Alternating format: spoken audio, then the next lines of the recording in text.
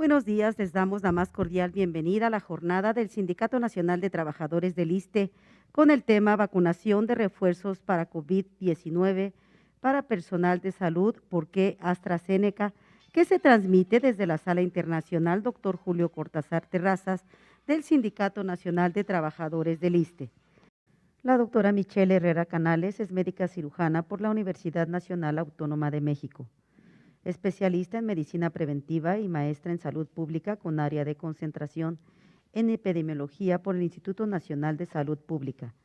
Cuenta con certificación vigente por el Consejo Nacional de Salud Pública y diplomados en evaluación de políticas y programas públicos, modelos de gestión de proyectos sociales, presupuesto basado en resultados, así como en epidemiología hospitalaria y control de infecciones asociadas a la atención a la salud, además de un diplomado en salud pública. Ha participado en proyectos de investigación relacionados con la gobernanza en políticas de salud, salud mental y la resistencia a los antimicrobianos y el cuidado de la población. Actualmente labora en el ISSSTE, donde ha realizado actividades de vigilancia epidemiológica, supervisión, capacitación y asesoría. Se ha desempeñado como coordinadora nacional de programas de infecciones asociadas a la salud y enfermedades prevenibles por vacunación en el Departamento de Vigilancia y Control Epidemiológico, así como encargada en el Departamento de Redes de Servicios de Primer Nivel de Atención, donde coordinó los programas de Preveniste, el ISSSTE en tu dependencia, recetas resurtible y líneas de programáticas de orientación y capacitación a la población. Durante la pandemia por COVID-19 ha colaborado como parte del equipo multidisciplinario de respuesta del ISSSTE y ha elaborado diversas guías operativas. Ha sido profesora invitada en los diplomados de vacunología y salud materna en la Escuela Nacional de Enfermería e Investigación. Actualmente funge como asesora del director normativo de salud en temas de salud pública y epidemiología, con el tema vacunación de refuerzos para COVID-19 para personal de salud, ¿por qué AstraZeneca? Damos la bienvenida a distancia a la doctora Michelle Herrera Canales. Bienvenida. Muchas gracias. Antes que nada, muy contenta de poder participar en este foro con ustedes en temas que no son de tanta relevancia en estos días. Si me permiten, compartimos pantalla y mientras les envío un cordial saludo por parte del doctor Ramiro López Elizalde, director normativo de salud, licenciado Victoria Ramfla, muchas gracias por la invitación. Y como bien usted decía, en estas fechas hemos estado volviendo en algunos casos a la incertidumbre ante la aparición de nuevas variantes como es Omicron y el desplazamiento que está generando con la variante Delta. De salud se siente nuevamente preocupado por algunas condiciones, por el incremento de casos que se ve reflejado tanto en sus familias como en sus conocidos, y también en la carga laboral que esto implica. Entonces, es bastante pertinente interesados en que hablemos sobre vacunación de refuerzo para este personal tan importante y que sostiene el sistema de salud. Como decíamos, en las últimas semanas hemos observado un incremento en el número de contagios a nivel mundial. No es una situación que únicamente esté ocurriendo en nuestro país, sino que es una situación que está ocurriendo en todos lados. Prácticamente de noviembre a la fecha que fue descubierta o descrita esta nueva variante, los casos se han disparado significativamente, duplicándose en razón de días, menos de una semana, en muchos lugares del mundo. Estamos prácticamente ante una cuarta ola de contagios. Sin embargo, en este momento, las características de las nuevas olas pandémicas tienen ciertas peculiaridades que las diferencian de las anteriores y que nos hacen pensar que nos enfrentamos ante un panorama más favorable que en años previos, que en meses previos. No obstante, el incremento acelerado de casos, aunque sean casos más leves, pudiera en algún momento estar generando una presión sobre los sistemas de salud, porque al aumentar tanto el número de contagios, si bien en proporción es menor el número de casos graves, sí pudieran llegar a ser lo suficientes para incrementar la ocupación de camas hospitalarias y, por supuesto, también la carga de trabajo del personal. México, por supuesto, no está exento de esta situación y encontramos que en nuestro país también durante las últimas semanas se ha invertido un poco la tendencia del número de contagios. Nos habíamos encontrado ya prácticamente en la mayoría de las entidades federativas en un semáforo verde que hablaba de baja transmisión de casos, pero también en consecuencia de bajo número de hospitalizaciones. Lo que estamos observando ahora es un disparo en el número de contagios. Sin embargo, no se ha visto esto reflejado en el número de hospitalizaciones y pacientes graves. Una de las principales explicaciones ante este fenómeno es justamente la cobertura vacunal, que ha ido también increciendo desde el año pasado a la fecha. Y por otro lado, las características de la variante que poco a poco está desplazando a la variante Delta, que es Omicron. Esto, por supuesto, que ha generado presión sobre toda la población. Hemos cambiado nuestra dinámica, hemos tenido que pasar por momentos de encierro, de confinamiento, de aislamiento. Poco a poco hemos aprendido a convivir con este virus.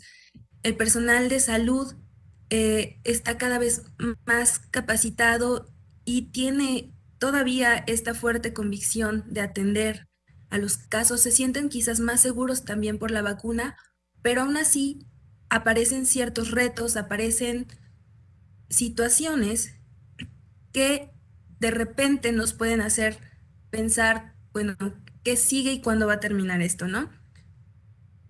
Por esto es importante hablar de la vacunación, porque de alguna manera lo que esperamos es que la población se vuelva inmune ante estos nuevos virus y ante las variantes y mutaciones que va teniendo el SARS-CoV-2. Para poder pasar a la vacuna tendríamos que hacer un breve repaso de cómo adquirimos esta inmunidad, cómo vamos a lograr que la población sea inmune y vamos a lograr que en efecto todos lo seamos. Bueno, hay diferentes tipos de inmunidad. Dependiendo de cómo la adquirimos, puede ser natural, es decir, mediante el contacto directo sin provocarlo nosotros, o puede ser artificial, que es un proceso inducido.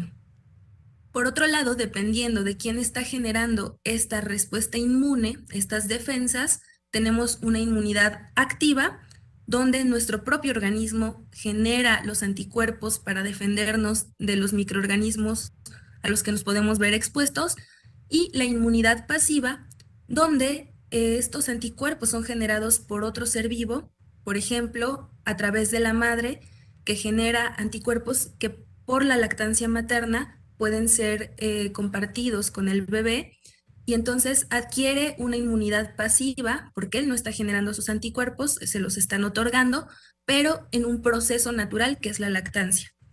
En el caso de la inmunidad artificial pasiva, tenemos los ejemplos de sueros y favoterápicos. Por ejemplo, en algunos animales se induce la producción de anticuerpos y de algunas sustancias o antídotos para venenos de alacrán, de víbora, y estos animales producen las defensas, se extraen por procesos químicos de laboratorio y entonces pueden ser administrados como antídotos o como curas para el ser humano. En el caso de la inmunidad activa, decíamos, podemos adquirirla de forma natural o artificial también, y estos son los mecanismos por los que se está adquiriendo inmunidad contra el SARS-CoV-2. De manera natural, cuando nos enfermamos, cuando estamos expuestos a una persona contagiada y nosotros somos susceptibles de infectarnos, entonces con ese contacto podemos adquirir inmunidad. Por supuesto que no es la vía más deseable el estar expuestos a la enfermedad. Y lo que nos interesa es adquirir una inmunidad activa, que nuestro organismo la genere, pero artificial, a través de las vacunas. Este es un gráfico bastante ilustrativo de la Organización Mundial de la Salud, para ponerlo en términos simples, y es que cuando nosotros ya tuvimos contacto con algún patógeno o con partes de este microorganismo, nuestro cuerpo es capaz ya de producir anticuerpos y entonces cuando nos exponemos nuevamente a ese agente patológico, podemos neutralizarlo y evitar una infección o por lo menos evitar una infección severa. En el caso del SARS-CoV-2, pues prácticamente nadie en el mundo había estado expuesto previamente, es un virus relativamente nuevo, entonces no había manera de generar anticuerpos y comenzó la carrera de cómo desarrollamos de forma artificial una vacuna para que podamos estar desarrollando los anticuerpos sin necesidad de exponernos a la enfermedad que en su momento para la mayoría de las personas llegó a ser grave. Afortunadamente ahora son cada vez menos las personas en las que todavía genera una enfermedad grave, pero aún existen. Y entonces son estos los grupos en los que nos queremos enfocar para evitar que sean expuestos a una patología que los lleve a necesitar ventilación mecánica, tratamientos prolongados, invasivos en un hospital. Tenemos dos tipos de respuesta inmune en nuestro organismo. Una es la inmunidad innata, es la primera línea de defensa, es cuando nos enfrentamos al contacto con un nuevo microorganismo, con un agente patógeno, reacciona de inmediato nuestro cuerpo. Y entre las barreras que tiene esta inmunidad innata se encuentran las barreras físicas, que serían nuestra piel, nuestras mucosas.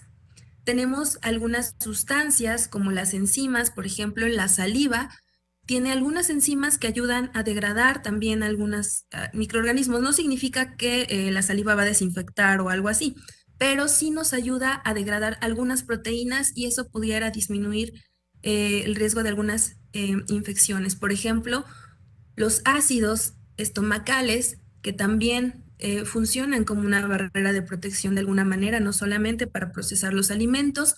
Y también tenemos diferentes células que son las primeras células de combate que observan que hay un invasor y se van con todo, atacan, degradan, fagocitan estos microorganismos.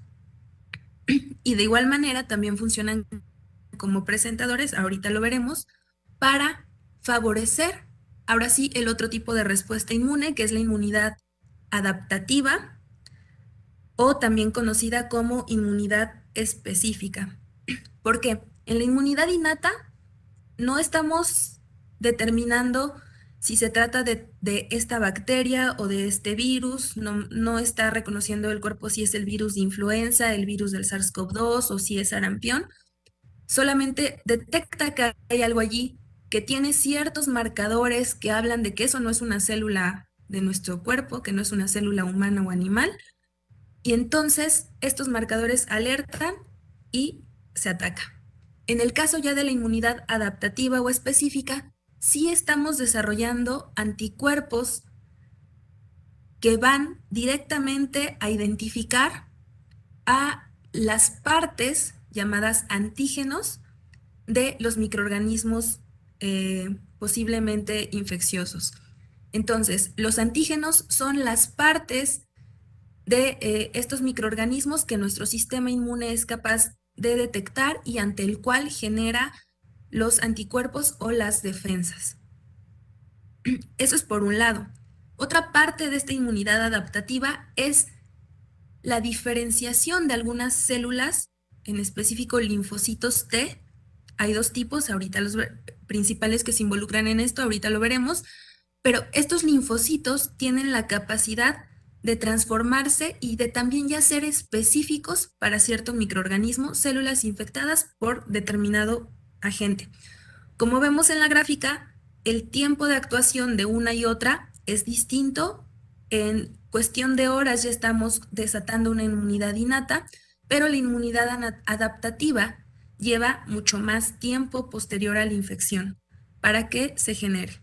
Entonces, los principales componentes del sistema inmune innato, recapitulando, son las barreras físicas y químicas, la piel, epitelios, enzimas. Algunas células fagocíticas, es decir, las células que se encargan de absorber o de envolver a los microorganismos invasores para degradarlos, destruirlos o provocar la muerte celular de las células que están infectadas. Otras son las células natural killer, que también tienen esta característica de favorecer la apoptosis, es decir, la destrucción programada de las células infectadas. Digamos que la desventaja de todo esto es que se genera una bomba de inflamación, se generan diferentes citocinas, que son proteínas que activan también al sistema inmune, y esto genera dilatación vascular, que haya mayor flujo sanguíneo para que lleguen más células fagocíticas, más células natural killer, eh, que posteriormente se vaya dando la evolución hacia la inmunidad adaptativa, pero todo esto genera inflamación, aumento de temperatura, calor, eritema y de alguna manera también todo ese malestar que llegamos a sentir cuando estamos iniciando una infección fuerte, y es el dolor de cabeza, dolor muscular, dolor articular, cansancio, malestar general. Ahora, también hay otra parte que se llama el sistema de complemento, que son proteínas que están normalmente en la circulación, que están inactivas, pero ante la detección de un microorganismo patógeno se activan y también generan toda una cascada de inflamación, atraen más células y hacen que esta cadenita se vaya activando. También pueden generar poros en las células infectadas, de forma que rompen su barrera y terminan deshaciéndose esas células. Así como receptores tipo TOL, que son receptores en nuestras células del sistema inmune, que detectan esos patrones que les comentaba de posible daño celular, por ejemplo, con células cancerígenas para destruirlas, o de posible infección de células. Detectan algo que se llaman marcadores de posibles microorganismos patógenos, y entonces también detectan y atraen a las células para que se destruya atraen a las células del sistema inmune para que se destruya esa célula dañada o infectada. En la inmunidad adquirida, que también decíamos es la específica o adaptativa, ya somos específicos, ya reconocemos diferentes tipos de antígeno y entonces tenemos la facultad de actuar frente a un microorganismo en particular. También hay gran diversidad, es decir, podemos generar una gran cantidad de anticuerpos para diferentes tipos de antígenos. Algo muy importante, y es lo que nos interesa también generar con las vacunas, es inmunidad de memoria. Quiere decir que cuando yo me expongo una siguiente ocasión a ese microorganismo, a ese virus, a esa bacteria, mi sistema inmune va a tener la capacidad de recordarlo y de enseguida comenzar a producir los anticuerpos que ya aprendió a producir en las exposiciones previas. Se especializan, generan respuestas óptimas para neutralizar a estos microorganismos y de alguna manera también evitan tanto el daño a las células del huésped, porque en la inmunidad innata sí es una bomba, es una explosión, y a veces terminan dañándose algunas células que estaban sanas por esa cantidad masiva de citocinas y de células macrófagos neutrófilos. En este caso es todo más controlado y nos vamos directo con las células infectadas o con el microorganismo. Entonces, tenemos que en la inmunidad innata, ante la llegada de los microorganismos, se activan diferentes células, los macrófagos, las células natural killer, generan producción de citocinas como interferón gamma, interleucina 12, que han llegado a ser utilizados como marcadores de infección en algunos casos, pero justo no son específicos, solo nos hablan de que estamos ante una respuesta inflamatoria. Se activan los macrófagos, los neutrófilos también llegan a engullir o a marcar a estos microorganismos, y todo esto de alguna manera también se convierten en células presentadoras de antígenos, Por ejemplo, las células dendríticas que se encuentran dentro de las capas de la piel son células del sistema inmune que cuando hay alguna ruptura de continuidad en la piel, por ejemplo, nos hacemos una herida y entran microorganismos, estas células dendríticas los cachan, los detectan y expresan unos receptores a través de los cuales se comunican, por decirlo de algún modo, con los linfocitos CD4. Estos linfocitos TCD4 reciben la señal de la célula presentadora de antígeno, generan diferentes citocinas, interleucinas, y con ello los linfocitos TCD4, también conocidos como helper o ayudadores, van a favorecer, uno, dependiendo de las citocinas que produzcan, van a favorecer que se activen los macrófagos aún más, pero poco a poco nos van a ir ayudando a esa inmunidad de memoria. ¿Cómo?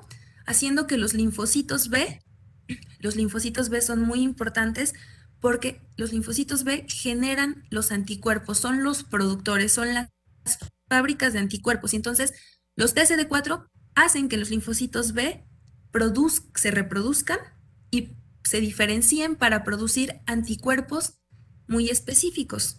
Y es aquí cuando empezamos ya con la producción de inmunoglobulinas, que son anticuerpos, inmunoglobulina G, inmunoglobulina M, ya directas para el microorganismo.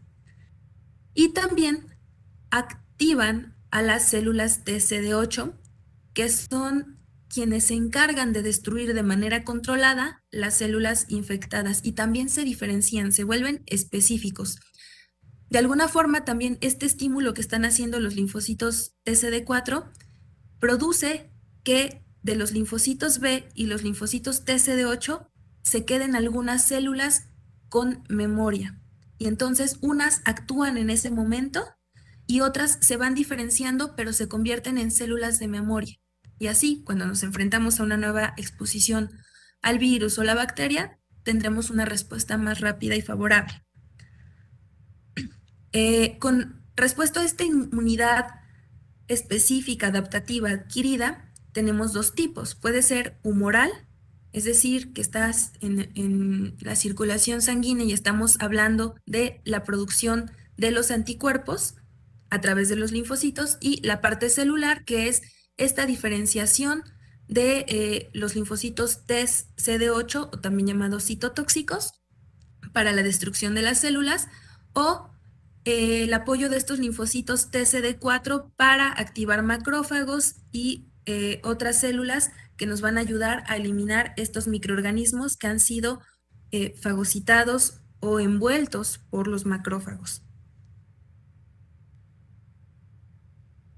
Tenemos diferentes células presentadoras que también son parte de los componentes que nos van a ayudar a desencadenar esta respuesta, y es las células dendríticas, los macrófagos y los linfocitos B. Todos ellos tienen esta facultad para captar con sus receptores cuando tenemos al microorganismo invasor y presentarlo ante los linfocitos T para esta diferenciación que ya mencionábamos, de los linfocitos TCD8, los macrófagos para dañar y matar a los microorganismos, y la producción de anticuerpos activando a los linfocitos B.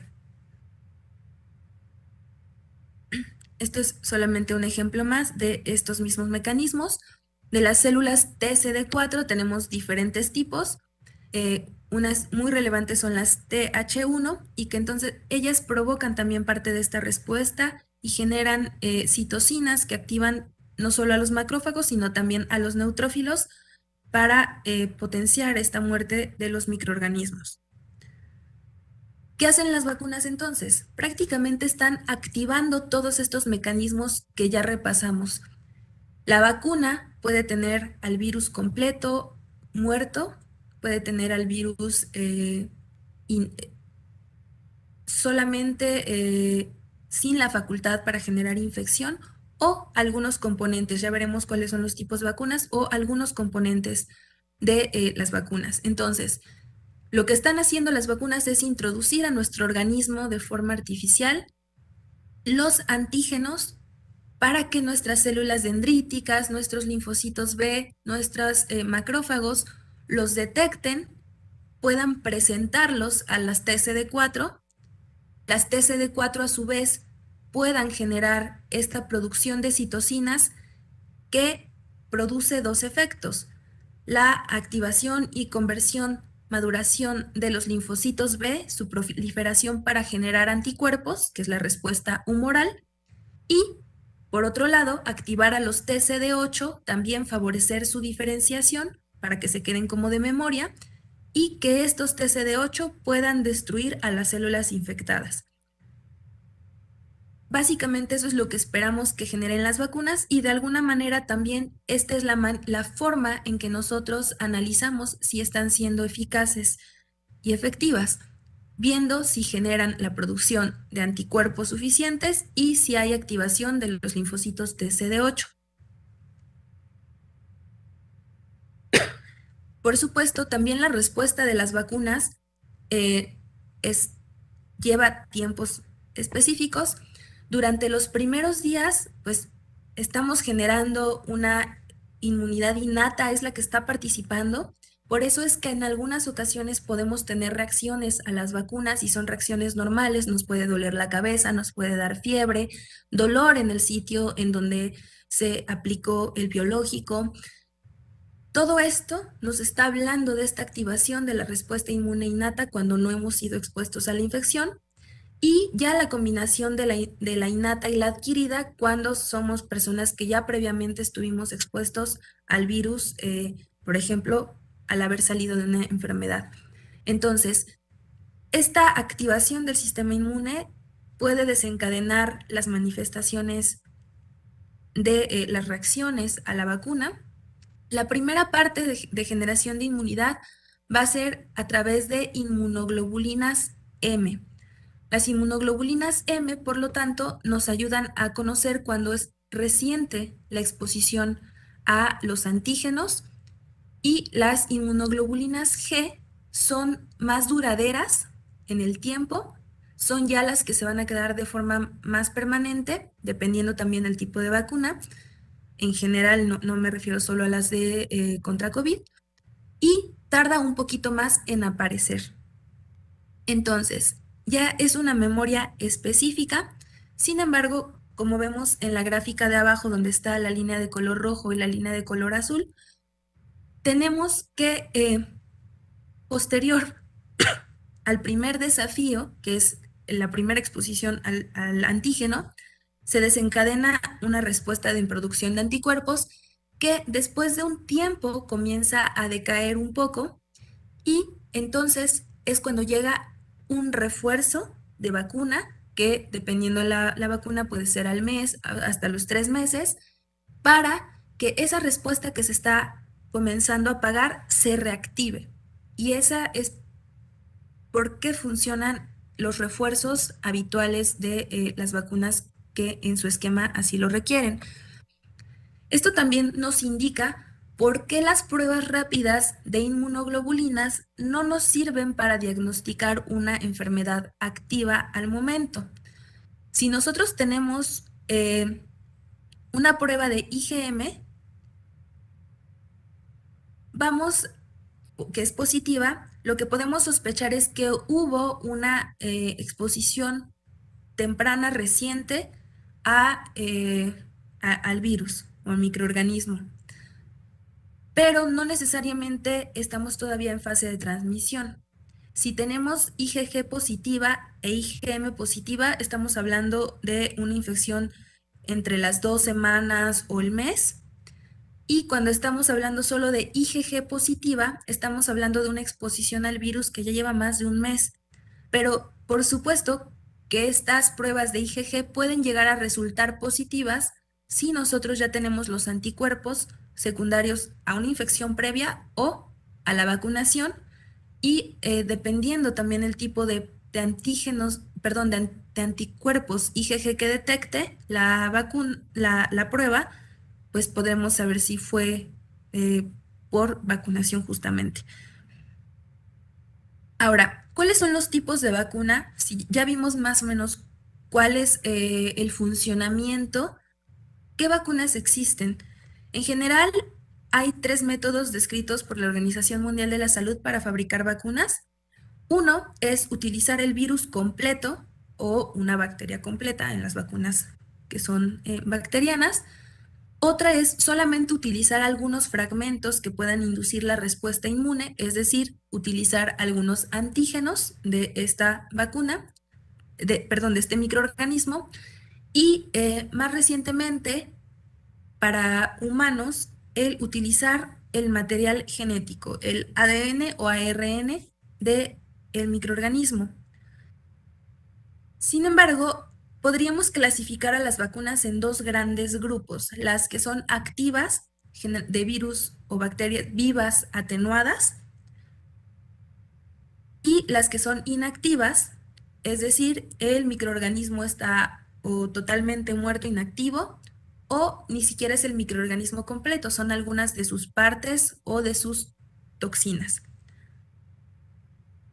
Y entre estas tenemos, entre las inactivas están todas las que hay disponibles actualmente para SARS-CoV-2. No existe ninguna vacuna para SARS-CoV-2 que sea de el virus vivo atenuado, y justamente porque nos enfrentábamos a una nueva enfermedad y no conocíamos cuáles podrían ser las consecuencias de inocular un virus vivo, ¿no? Aunque esté atenuado. Generalmente, las vacunas atenuadas no, no son peligrosas para la mayoría de la población, pero pudieran serlo para alguien inmunocomprometido. En el caso de SARS-CoV-2, ninguna de las vacunas es activa, todas son inactivas, por lo tanto, no te pueden generar la infección. Es decir, al vacunarme, si tengo síntomas respiratorios posteriormente, no estamos hablando de que la vacuna me infectó, estamos hablando de que yo ya traía incubando una infección o se trata de otro tipo de infección respiratoria, o en ocasiones pueden ser parte de los síntomas de esta respuesta inflamatoria al contacto con el antígeno vacunal. Ahora, el SARS-CoV-2, ya esto lo hemos visto en muchas ocasiones, tiene una estructura de ARN, es un virus de ARN, una cadena simple, envuelta en en una bicapa lipídica, o sea, 2 capas de grasas, y encima tiene diferentes proteínas que favorecen que pueda ingresar a la célula, desarrollarse y que forman su envoltura. La proteína más sonada de todas es la proteína S, conocida como spike o espícula, que es la que le confiere esta característica de coronita a la microscopía electrónica, y que justamente por ser tan característica de este virus y por ser también la que favorece el ingreso del microorganismo a las células, es que se ha tomado como el antígeno principal para desencadenar la respuesta de las vacunas. Entonces, ¿cómo entra el SARS-CoV-2 a nuestras células? Básicamente, hay receptores que todos tenemos y que sobre todo se alojan en las vías respiratorias, que son los receptores ECA2, y este virus, esta proteína espiga, espícula o proteína S, tiene la facultad de adherirse a nuestros receptores ECA, esa es la forma. Se genera una escisión, un corte en el receptor por activación enzimática al unirse el virus con nuestra célula, y esto activa la apertura y el ingreso del virus a la célula. Una vez dentro de nuestras células, lo vemos en el número 1, está uniéndose a la célula respiratoria, ingresa. En el número 2 tenemos que se acerca al núcleo para introducir, bueno, favorecer que su material genético se replique, que lo vemos como si fueran varios hilitos, son las cadenas de RNA del virus. Esto es el funcionamiento en realidad de la mayoría de los virus. Utilizan nuestras células para ellos reproducirse y armar con nuestra propia célula sus proteínas y de esa manera se replican. Entonces tenemos lo mismo, el SARS-CoV-2 ingresa a la célula, utiliza nuestros mecanismos para reproducir su RNA, para codificarlo, generar las proteínas de sus partes, que nuestras células también ensamblen estas partes y entonces destruyen a la célula y se liberan más copias del virus. Estas copias virales que estamos viendo con el número 7, espero que se alcance a visualizar, son identificadas por las células B, los linfocitos B y otras de las que funcionan como presentadoras de antígenos. Entonces, estos linfocitos desencadenan la producción de citocinas y también se vuelven presentadoras de antígenos. Lo vemos como una célula rosita con múltiples espigas o prolongaciones. Esa es una célula dendrítica. Y entonces estas presentadoras favorecen que se activen los linfocitos T, ayudadores o los TCD4, y también favorecemos que se activen por medio de la estimulación de los linfocitos TCD4, los linfocitos TCD8, que lo vemos abajo en color morado.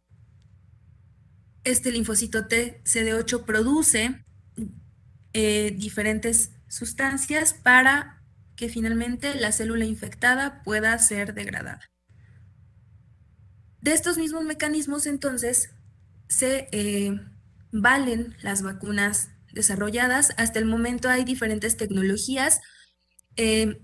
Pueden ser inactivadas, es decir, el virus completo, pero muerto, lo inactivan en diferentes sustancias o por medio de calor.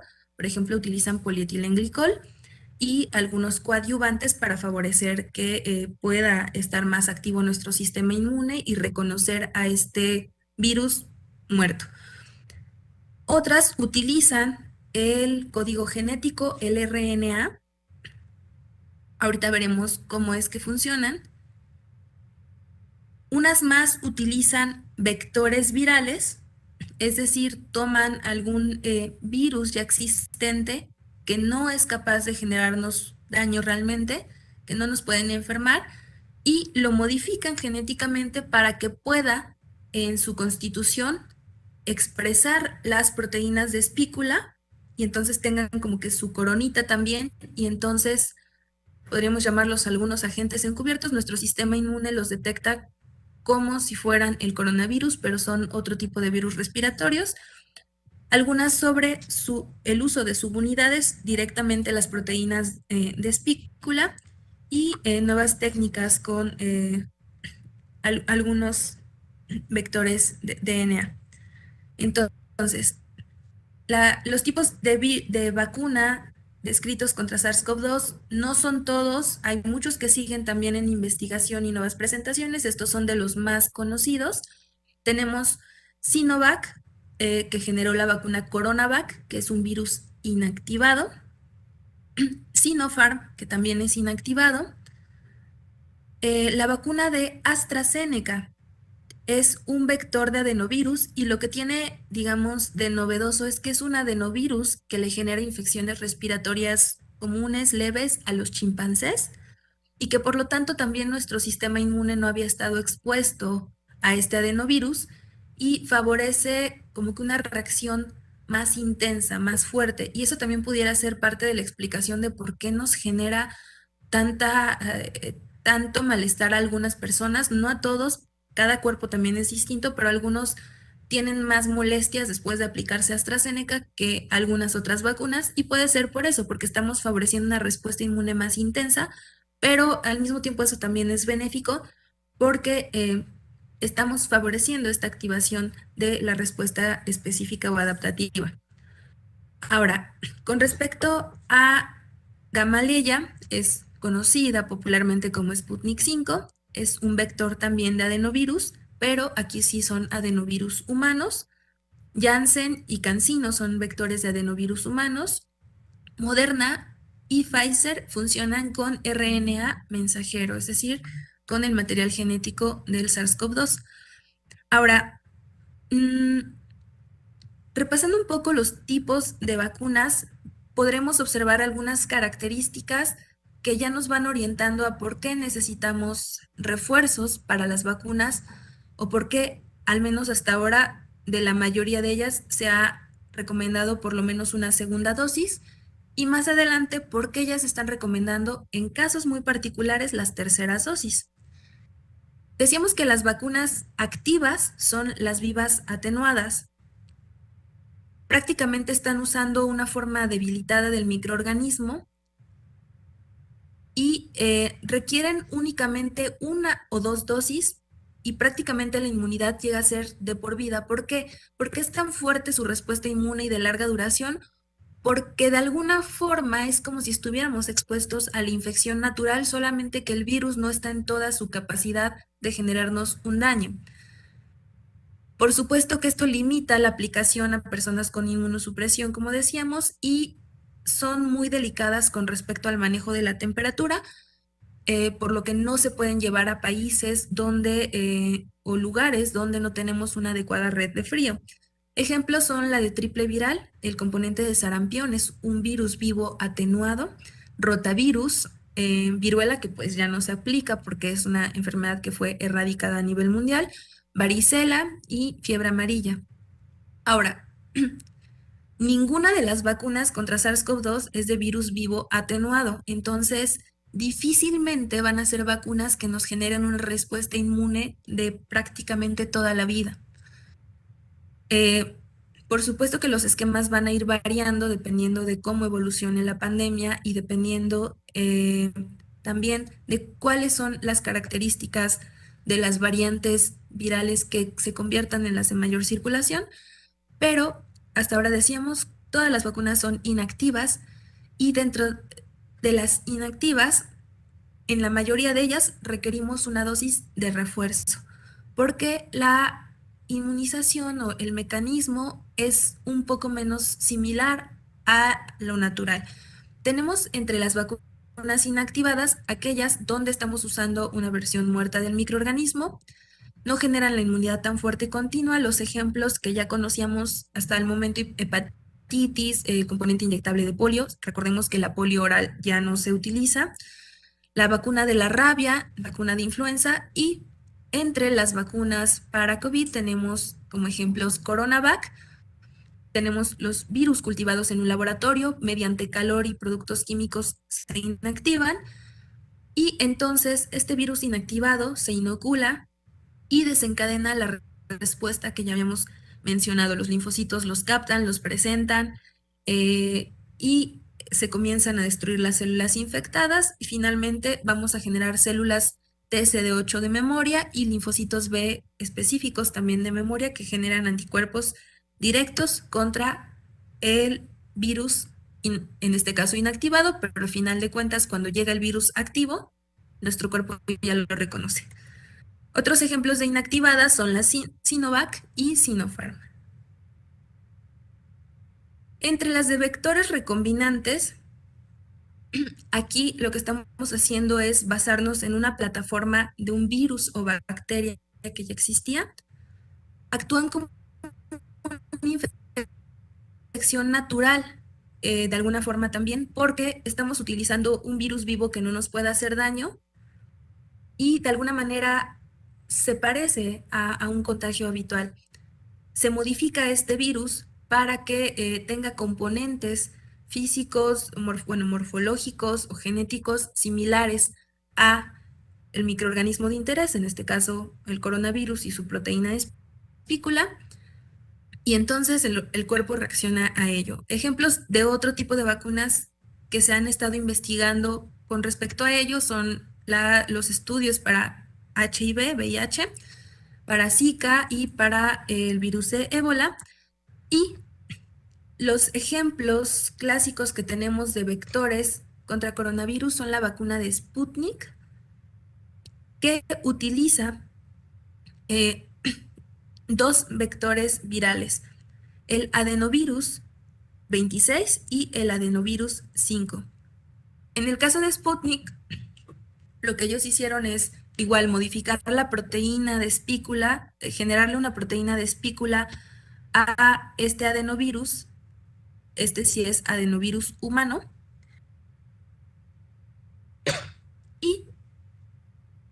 En la primera dosis es adenovirus humano 26 modificado y en la segunda dosis aplican el adenovirus 5.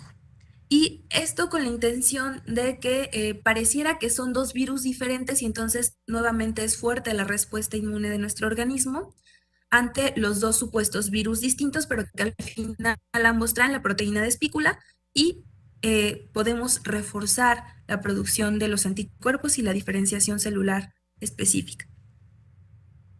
Otro ejemplo, y esta es la que se ha estado aplicando como refuerzo de tercera dosis, es la vacuna ChAdOx 1 de Oxford y AstraZeneca. Nuevamente, la proteína de espícula del virus es insertada en el genoma de un adenovirus. Decíamos aquí lo novedoso es que es un adenovirus de chimpancé, que es modificado con esta proteína de espícula, y al llegar al microorganismo y entrar a la célula, se replica.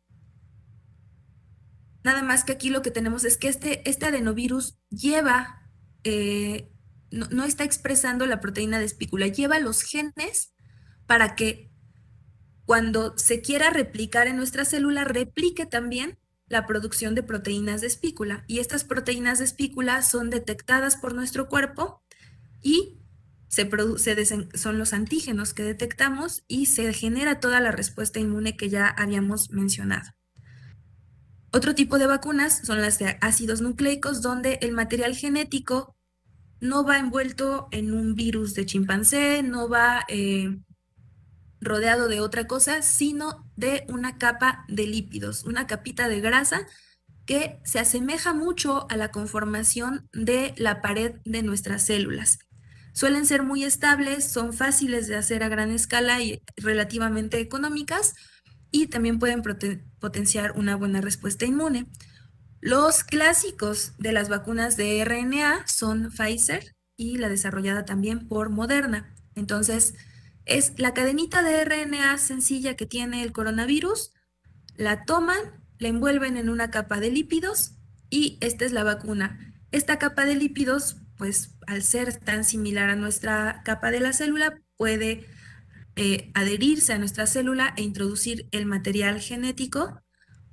No hay virus aquí y solamente se están produciendo las proteínas de espícula, estos antígenos que nuestro cuerpo detecta. Tenemos que en general, les decía, para evaluar la eficacia de las vacunas, podemos ver cuántos anticuerpos están produciendo a los días siguientes de la inmunización y también podemos observar la activación de células. Entonces, estas gráficas son solo un ejemplo de que días posteriores y conforme incrementaban los días después de la vacunación, se fue incrementando la producción de anticuerpos neutralizantes del virus y solamente es como demostrar la eficacia en la producción. Ahora, la eficacia es in vitro, en laboratorio.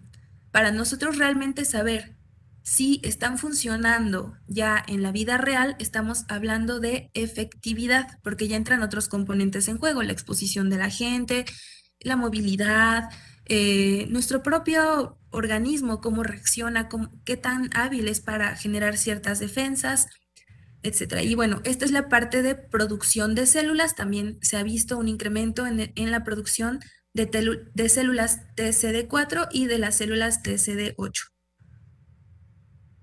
Este es un resumen de la producción de anticuerpos por diferentes vacunas de las que se han estudiado para combatir la COVID-19. Tenemos que entre las que mayor producción de anticuerpos neutralizantes generaron después de una revisión sistemática, que es este estudio, es decir, después de comparar diferentes artículos y diferentes ensayos clínicos de todas las vacunas que se ven aquí, se observó que la de AstraZeneca y la de Pfizer son justo de las que más anticuerpos parecieran haber generado, pero bueno, lo que observamos es que prácticamente todas están generando una buena cantidad de anticuerpos neutralizantes contra el SARS-CoV-2. AstraZeneca, Pfizer, la New Crown, que es la inhalable, la Sputnik, CoronaVac, tienen alta capacidad para generar anticuerpos, muy, muy alta. Alta capacidad la Novavax, la Moderna, incluso la CanSino, y ya en medianía la AD26, que es Sinopharm. Ahora, ¿qué se ha observado? Decíamos que son vacunas que no generan una inmunidad a larguísimo plazo, entonces necesitan una dosis de refuerzo. Lo que se ha observado, este es el caso de AstraZeneca, es un estudio realizado como ensayo clínico para ver cómo funcionaba el administrar un primer refuerzo de AstraZeneca en personas jóvenes y adultos mayores. Y lo que se encontró es que en todos los grupos de edad hubo una mejoría a mayor plazo. Conforme va avanzando el tiempo, nosotros vemos que las líneas parecieran como que alcanzar un tope y cierta estabilidad, pero sí observamos una diferencia entre los 28 días y los 42 días, ya cuando estamos aplicando este refuerzo. Entonces, son un potenciador para alcanzar la respuesta inmune deseada o recomendable para la población. Ahora también poco a poco hemos ido aprendiendo más y ya no solamente estamos aplicando o analizando qué ocurre con un refuerzo de la misma vacuna, de un esquema homólogo, sino que hay cada vez más estudios, todavía nos falta mucho, pero hay cada vez más estudios que analizan la combinación de vacunas, es decir, esquemas heterólogos. Y en este caso lo que se observan son gráficas de un ensayo clínico donde identificaron cómo reaccionaba la producción de anticuerpos neutralizantes de inmunoglobulinas G posterior a la aplicación de un esquema heterólogo de dos plataformas que son vector viral, la ChAdOx, la AstraZeneca, contra material genético que es RNA mensajero, que es la Pfizer BioNTech. Entonces, vieron cómo funcionaba la combinación de Astra con Pfizer y lo que se encontró es que el esquema heterólogo y homólogo, ambos pueden inducir muy buenas respuestas posterior a las 4 semanas del refuerzo principal, pero sí se identifica que el componente heterólogo, sobre todo cuando la primera es Astra, puede ser mucho más potenciador de la respuesta inmune, que son los círculos que vemos en color rojo con puntitos rojos, son las respuestas inmunes generadas después de la aplicación combinada en una primera dosis Astra y en una segunda dosis Pfizer. Ahora, cabe destacar dos conceptos. Uno es la dosis de refuerzo, que es cuando la población ya completó su primera dosis de vacunación, pero con el tiempo observamos que de forma natural esa inmunidad y protección va disminuyendo debajo de lo que consideramos suficiente o necesario para tener protegida a esta población. Y entonces lo que estamos buscando es restablecer, darle un punch, potenciar esta eficacia de la vacuna que se ha perdido de forma natural, decíamos. Entonces, esto es muy distinto a lo que estamos viendo ya de terceras dosis, que es una dosis adicional. Las dosis adicionales se manejan, según la Organización Mundial de la Salud, como aquellas dosis extras ampliadas en poblaciones particulares, poblaciones objetivo, donde por sus características, después de haber administrado el esquema primario estándar, tuvieron una respuesta inmune por debajo de lo esperado. Entonces, aquí ya estamos hablando más de la característica de la persona o de la población que no logró la respuesta inmune deseada con su esquema normal. Entonces, aquí el objetivo es mejorar esta respuesta para establecer un nivel suficiente de eficacia contra la infección. El ejemplo clásico es lo que se ha llegado a recomendar como una dosis adicional en personas con inmunocompromiso o en personas mayores donde se da el fenómeno de la inmunosenescencia. Nuestro sistema inmune también tiende a envejecer y a ser menos reactivo conforme pasan los años. Entonces, en las personas mayores y en personas con inmunocompromiso se han llegado a recomendar estas dosis adicionales. Decíamos entonces que con el tiempo se puede modificar la eficacia de las vacunas. Hay un estudio citado por la Organización Mundial de la Salud donde se evaluaron la vacuna de Pfizer, la de Moderna, la AD26 y la de AstraZeneca, y lo que encontraron es que después de 6 meses, eh, la protección contra enfermedad grave disminuyó en un 8% aproximadamente para todos los grupos de edad. Aquí hay que ser también muy cuidadosos y es que son estudios eh, que tenemos, pero no tenemos los suficientes todavía. Son investigaciones que inician y que sugieren algo.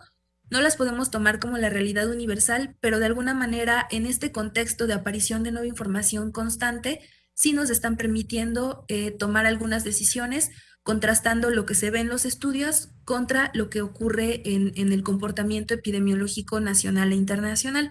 Entonces, según este estudio, en los participantes sí parece haber una disminución después de 6 meses en la protección contra enfermedad grave. En las personas mayores de 50 años eh, parece haber disminuido el 10% aproximadamente. Y si vemos en los mayores de 50 años, esta disminución de protección es del 32%, pero ya contra enfermedad sintomática. O sea, disminuye menos la eficacia contra enfermedad grave que contra enfermedad sintomática. Y bueno, al menos eso pudiera parecer hasta cierto punto esperanzador. O sea, recordemos que la finalidad de estas vacunas, más que evitar la infección, es evitar una complicación o la muerte. Entonces, vemos que aún con el paso del tiempo mantienen cierto nivel de eficacia ante enfermedad grave y por lo tanto ante muerte, pero disminuye tal vez de forma importante la eficacia para evitar tener síntomas, que era uno de los principales componentes también. Eh, Sin embargo, bueno, esto nos hace pensar que justo sí necesitamos dosis de refuerzo, y considerando que después del esquema habitual se vio esa disminución en algunos estudios preliminares y ante el panorama epidemiológico reciente, ya estaba la recomendación de una tercera dosis. Hay algunos estudios como este donde se analiza la seguridad de generar una tercera dosis después de haber tenido tu esquema completo previamente con AstraZeneca o con Pfizer. Esto fue en Reino Unido. Y lo que hicieron es, ya a las personas con esquema completo de Astra o Pfizer, les adicionaron una vacuna que pudiera ser Novavax, pudiera ser otra vez Pfizer, pudiera ser AD26, pudiera ser Moderna, y prácticamente en todas se observó un efecto positivo con esta tercera dosis, donde se generó una mayor producción de anticuerpos IgG. Entonces, y también, aparte de anticuerpos, en la parte inferior de la tabla vemos también la respuesta celular, formación de células alrededor de bueno, todo esto en condiciones in vitro. Se observó la formación de células periféricas ante la exposición del virus de este componente sanguíneo. Entonces, tenemos ya esta recomendación. ¿Cuál es la situación actual? Por lo menos 126 países ya emitieron alguna recomendación sobre dar refuerzo o dar incluso una tercera dosis, una vacuna adicional o una segunda dosis para las que eran de unidosis. Y más de 120 países ya las están aplicando, entre ellos, por supuesto, México. La mayoría de los países que están ya con esta dinámica de refuerzo y tercera dosis son países de medianos o altos ingresos. Lamentablemente, ningún país de bajos ingresos ha podido todavía introducir dosis de refuerzo, no han ni siquiera completado muchos de ellos la vacunación con primera dosis a personal de alto riesgo de complicaciones. Lo que sí tenemos es que la recomendación de la Organización Mundial de la Salud es que se le dé prioridad para dosis de refuerzo a personas como adultos mayores, trabajadores de la salud, por supuesto, que son un grupo primordial para poder combatir esta pandemia y para que pronto podamos estar más adaptados aún a ella, así como a las personas con inmunosupresión.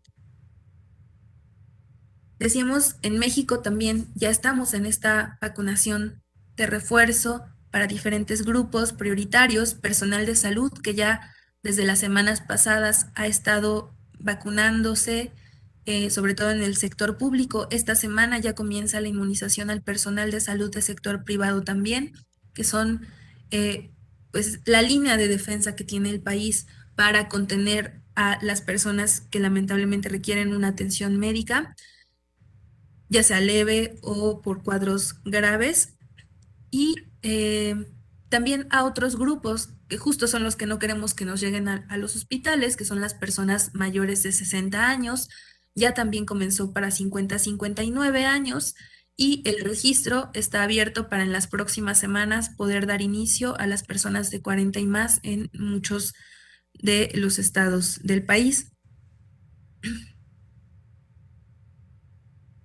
Ahora, ¿qué podemos identificar de todo esto?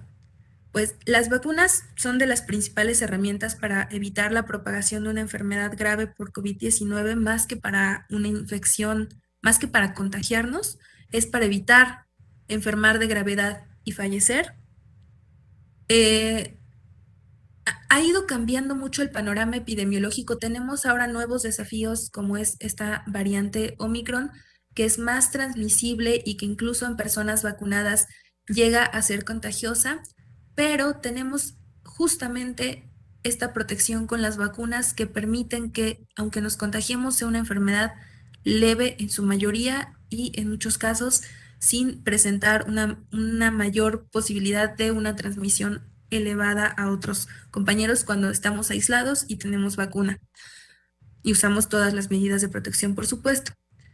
Sin embargo, en personas no vacunadas, esta enfermedad sigue siendo bastante complicada, sigue siendo mortal en muchos de ellos, y por ello es que los esfuerzos de inmunización contra COVID deben seguir centrándose, según las recomendaciones internacionales, en disminución de muertes y enfermedades graves, por lo tanto en grupos prioritarios con mayor riesgo de complicación, así como en protección del sistema de salud. Sin sistema de salud, pues no tenemos nada, y aquí es donde resulta vital por dos situaciones el dar este refuerzo o tercera dosis a nuestro personal de salud.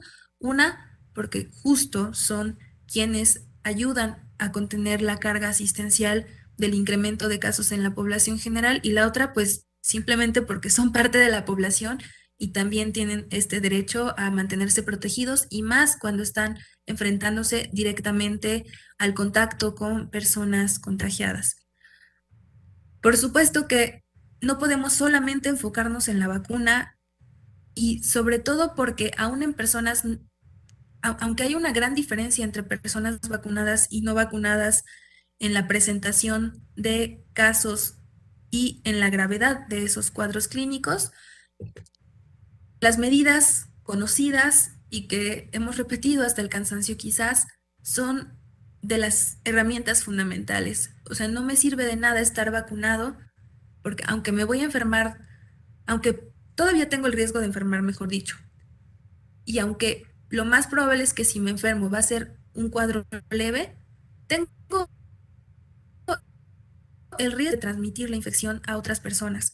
Y entonces, mientras sigamos transmitiendo la infección a otras personas, va a ser complicado llegar a niveles donde ya no se pueda transmitir o donde podamos realmente bajar el número de contagios. Entonces, higiene de manos, uso de cubrebocas, sobre todo en espacios cerrados donde hay conglomerados grandes de personas, mantener la ventilación de los lugares y la vacuna son de lo principal. De igual manera, si yo tengo síntomas respiratorios y sobre todo si tengo el antecedente de haber estado en contacto con alguien positivo, debería yo entonces asumirme como que estoy contagiado y aislarme, utilizar cubrebocas, mantener ventilación y mantenerme lejos de personas que tienen riesgo de complicaciones. Y en caso de que al estarme monitoreando identifique datos de alarma, entonces sí, contactar también a un médico o personal de salud para la atención. Decíamos, pues las dosis de refuerzo deben estar entonces basadas en la evidencia, dirigidas a los grupos con mayor riesgo de enfermedad y también a aquellas personas que ayudan a que se proteja el sistema de salud de los países. La invitación sigue abierta, hay que seguirnos cuidando. Si todavía no se han aplicado su tercera dosis de vacuna, vayan por ella. Si todavía no estaban convencidos o convencidas de aplicarse ninguna vacuna, todavía se están aplicando para personas que se rezagaron de su grupo de edad o de su grupo laboral en este caso. Vayan, ya como el licenciado les hizo la invitación, hay diferentes lugares donde las están aplicando actualmente y sigan cuidándose y cuidando a los demás. Muchas gracias.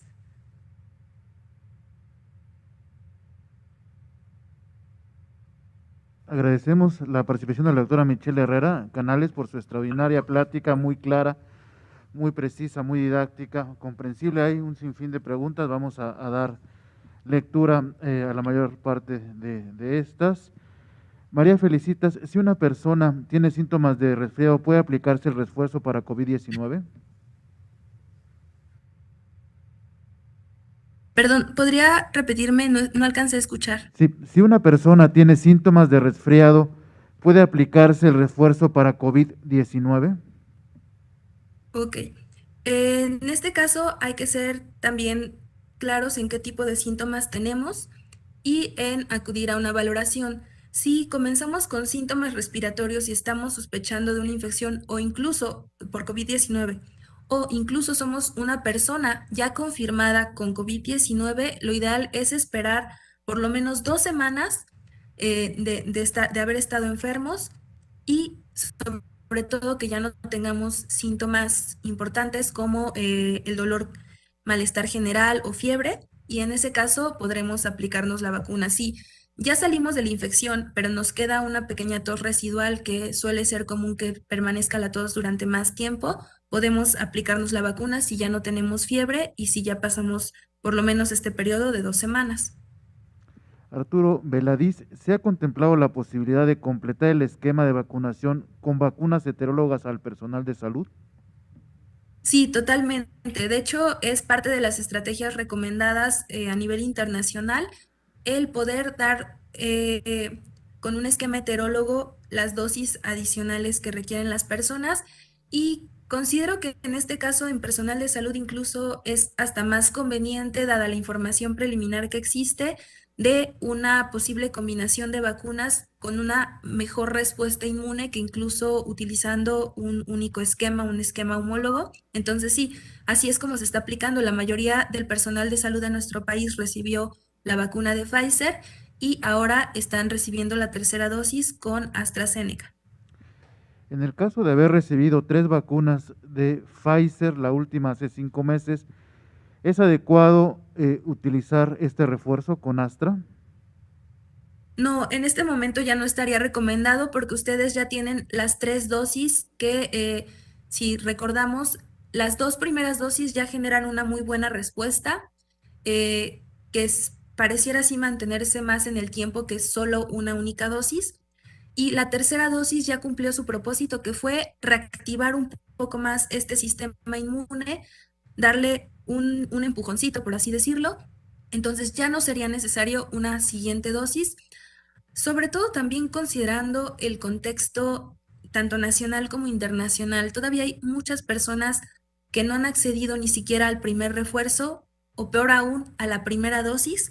Entonces, si queremos realmente terminar con la pandemia, necesitamos ser muy conscientes de esto y es una colaboración de todas y todos, tanto en las medidas preventivas y sanitarias que ya ubicamos, como al momento de aplicarnos la vacuna. Si ya tuviste la oportunidad de tu tercera dosis o tú buscaste el poder ir a otro lugar para conseguirla y ya la tienes, con eso vas a estar bien protegido de una enfermedad grave.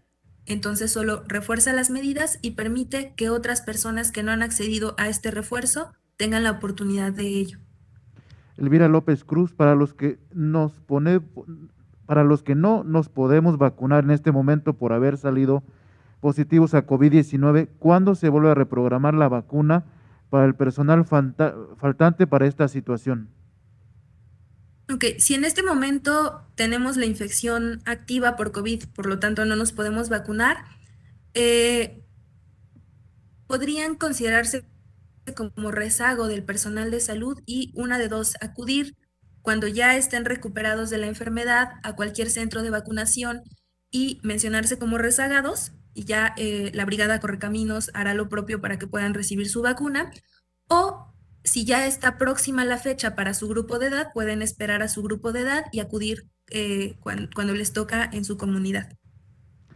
Tere Sandoval, me gustaría saber si existe contraindicación para aplicar la vacuna después de una colecistectomía laparoscópica en la cual se está tomando antibiótico. No, en realidad no hay contraindicación. Recordemos que la vacuna para SARS-CoV-2 tiene componentes virales y en el caso del antibiótico es un fármaco dirigido específicamente para matar o reducir el crecimiento de microorganismos, bacterias, solo de bacterias. Entonces realmente no hay una contraposición entre la vacuna y el mecanismo de acción del antibiótico.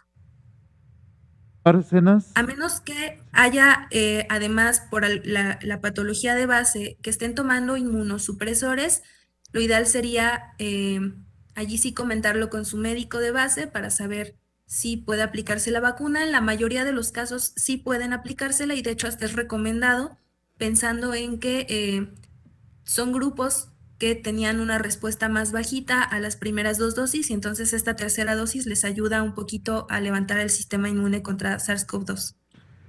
gracias. Mago Bárcenas, si una persona se vacuna de refuerzo un día en la tarde, está en contacto con personas positivas, ¿en cuánto tiempo se recomienda que se realice la prueba? Sí, bueno, independientemente de cuándo nos hayamos aplicado el refuerzo, es importante diferenciar también cuál es el contacto que estamos teniendo con alguien que nos avisa que fue positivo.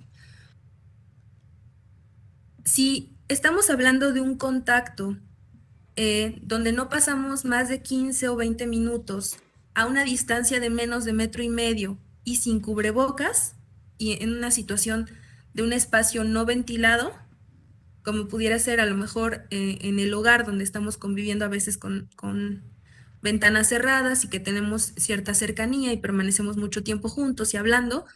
O sea, si no se trata de una situación así, lo ideal no es, lo ideal más bien es mantener las medidas de precaución, reforzar el uso de cubrebocas, pero podemos continuar con nuestras actividades. Lo que sí tenemos que hacer es vigilarnos, autovigilancia.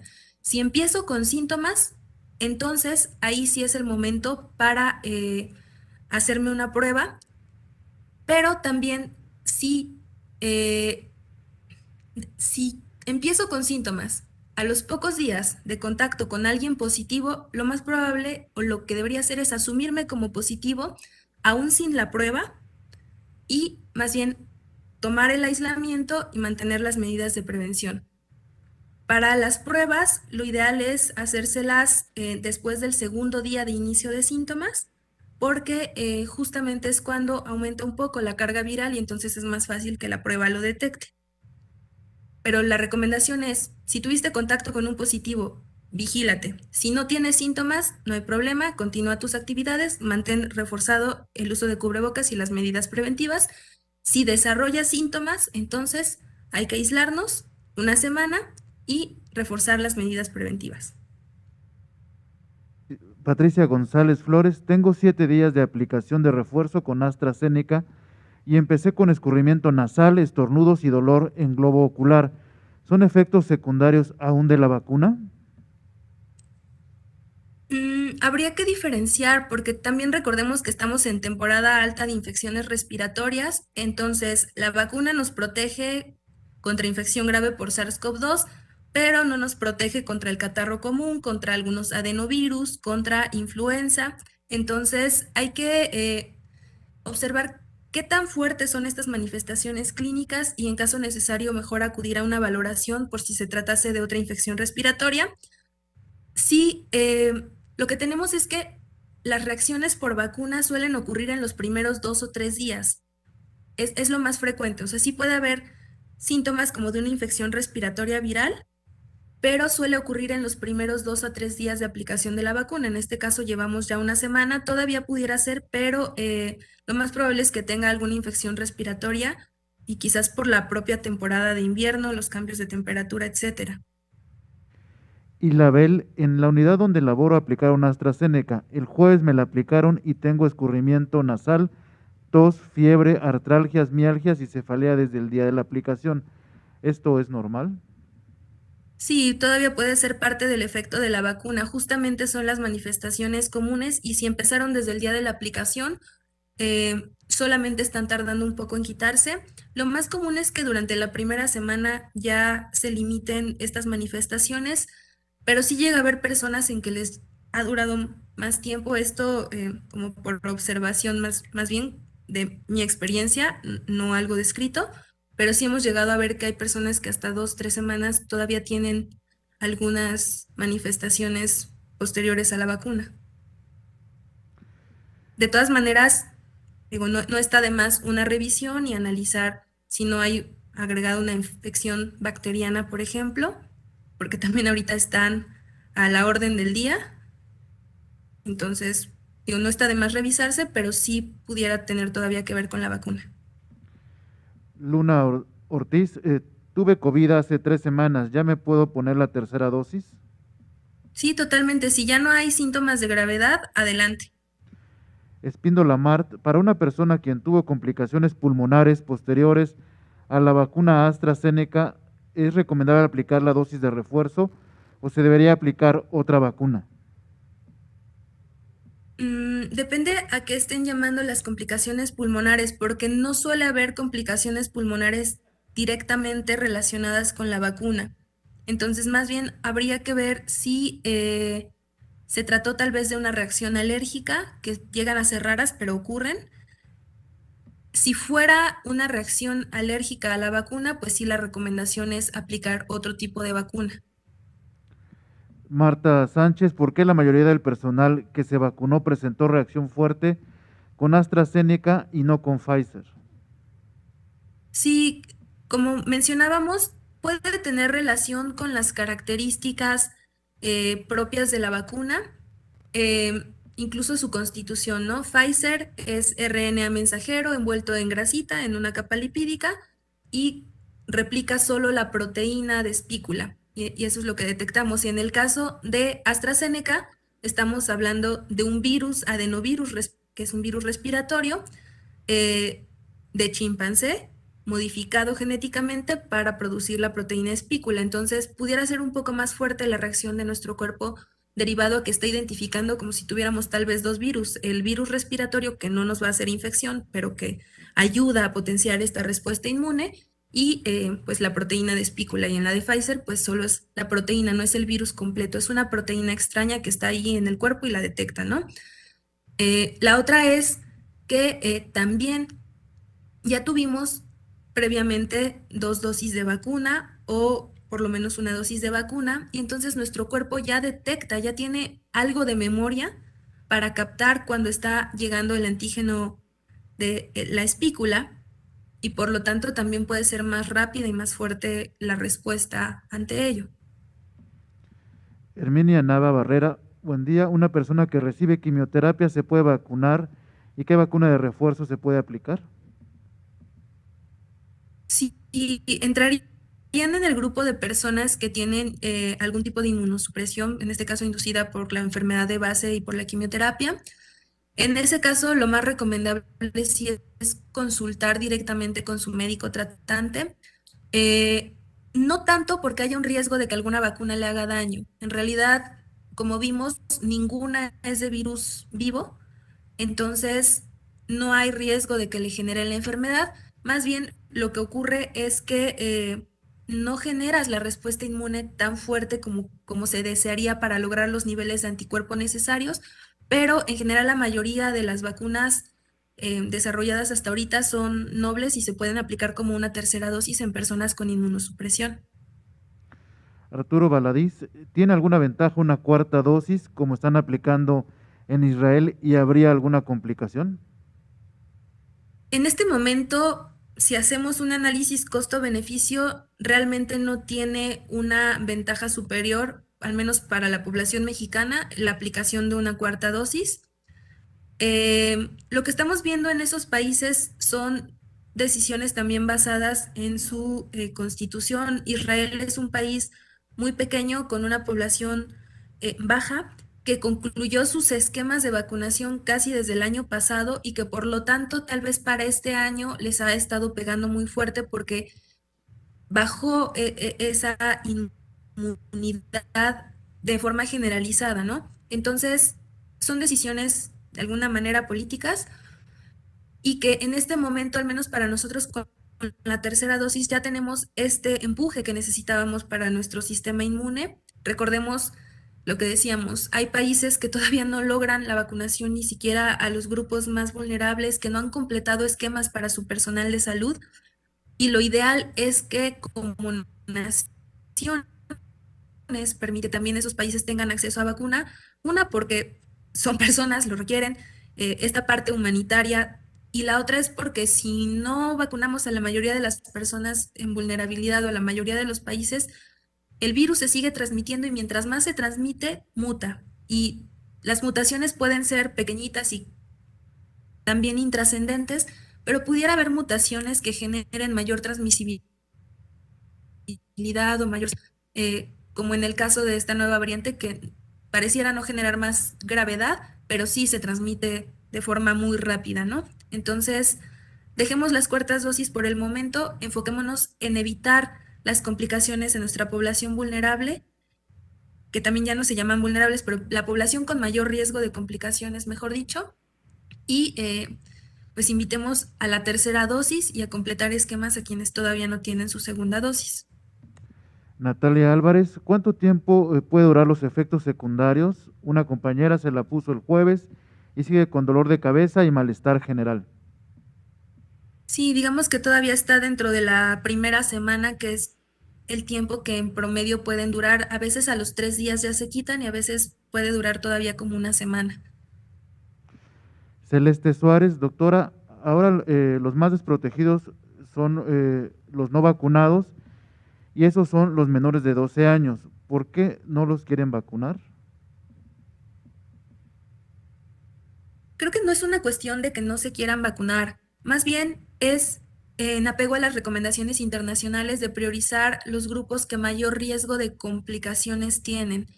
Y eh, eh, si bien hay vacunas que ya fueron aprobadas por su seguridad para niños menores de 12 años, si analizamos el comportamiento epidemiológico, estamos observando que la mayor tasa de hospitalizaciones siguen siendo personas mayores y jóvenes en edad productiva que no tienen vacuna. Y en el caso de personas mayores, si bien muchos ya están vacunados, todavía son susceptibles de complicaciones y de hospitalización. Por ello es que de alguna manera se ha priorizado toda la fuerza y la carga en vacunar primero a las personas mayores y también en este caso al personal de salud, eh, y de ahí continuar con los otros grupos. Pero seguramente en el momento en que se, se, se pueda considerar que ya tenemos inmunizada a la población de mayor riesgo, la estrategia es cambiante y contemplará a otros grupos de población, como lo ha hecho hasta el momento. Los niños, los adolescentes de 12 a 15 años que tienen una comorbilidad o que los pone en riesgo también ya han sido vacunados, por ejemplo. Diana Murrieta, si tengo 2 dosis de AstraZeneca, ¿es recomendable el refuerzo con AstraZeneca? Sí, también. Si bien los esquemas heterólogos han sido más productores de una respuesta favorable, no quiere decir que los esquemas homólogos no sirvan, al contrario, también generan una buena respuesta. Entonces, si tiene la oportunidad de su turno de vacunarse y le van a dar AstraZeneca como un refuerzo, adelante. Es como, o sea, para todos en realidad está siendo como un pilón y hay que aprovechar la oportunidad de tener este acceso. Omar Fernández, si una paciente está embarazada en la semana 20, ¿puede vacunarse con AstraZeneca? Sí, adelante, no son virus vivos, es en este caso una vacuna inactivada y pueden vacunarse las mujeres embarazadas. En la mayoría de vacunas ya se ha demostrado cierto nivel de seguridad para embarazo, entonces sí podría hacerlo. ¿Qué pasa, Marisol Castellanos, qué pasa con personas que se aplican 3 diferentes vacunas? Bueno, en ese caso no habría una razón si seguimos la campaña de vacunación para tener 3 vacunas diferentes.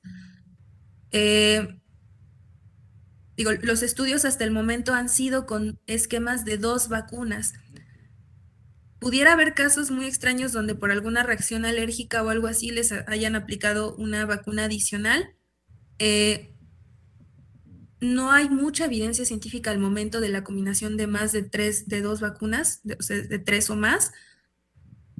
Eh, pero lo más probable es que sea muy similar a lo demás, a lo que conocemos hasta ahora, es decir, intuyo que una respuesta favorable para evitar enfermedad grave de infección por SARS-CoV-2.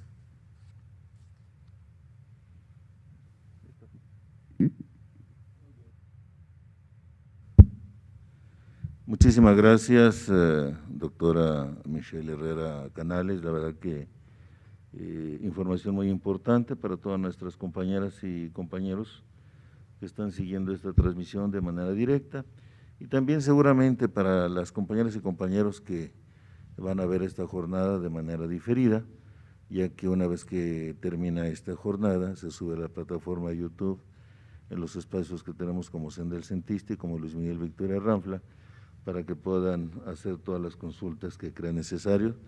Así que agradecemos mucho su participación, doctora. Le haremos llegar hasta su oficina este reconocimiento que dice el Sindicato Nacional de Trabajadores del ISSSTE, todo el presente reconocimiento a la doctora Michelle Herrera Canales, médico supervisora de la Dirección Normativa de Salud del ISSSTE, por su participación como ponente en la jornada del CENTISTE, vacunación del refuerzo para COVID-19 para personal de salud por AstraZeneca, realizada el 11 de enero de 2022 desde la Sala Internacional Dr.